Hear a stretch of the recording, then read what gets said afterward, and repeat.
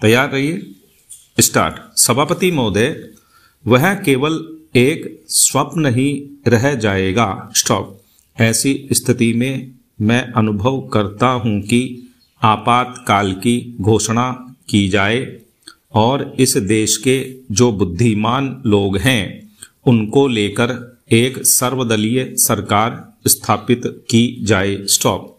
हम यह अनुभव करते हैं कि जिस तरह का शासन इस समय चल रहा है उससे देश की कोई भी समस्या हल होने वाली नहीं है, बल्कि इस सरकार की गलतियों से समस्याएं बढ़ती जा रही हैं। स्टॉप।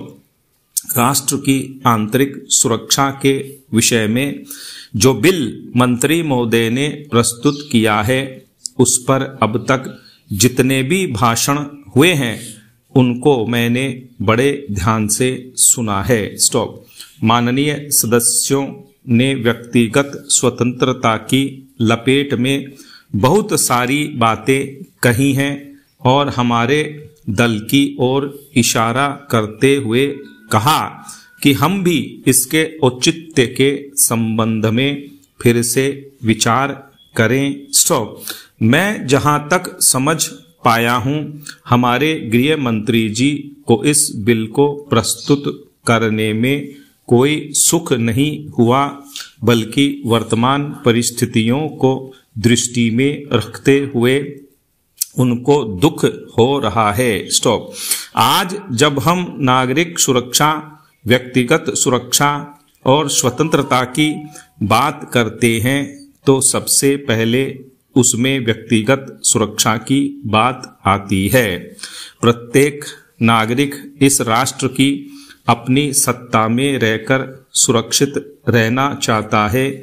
हमने इस बात की सुरक्षा अपने संविधान में दी है और हम यह आशा करते हैं कि राजनीतिक दलों में आपसी मतभेद होते हुए भी राजनीतिक मतभेद का आदर होना चाहिए। स्टॉप।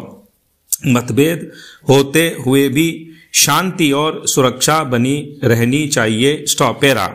माननीय सदस्य पूछते हैं कि ऐसी कौन सी असाधारण परिस्थिति आ गई थी जिसके कारण आपको नजरबंदी बिल लाना पड़ा। मैं आपसे कहना चाहता हूं कि क्या ही अच्छा होता यदि नेहरू जी की उस बात को जो उन्होंने लोकतंत्र के संबंध में बहुत वर्ष पहले कही थी आज भी स्मरण रखते। स्टॉप।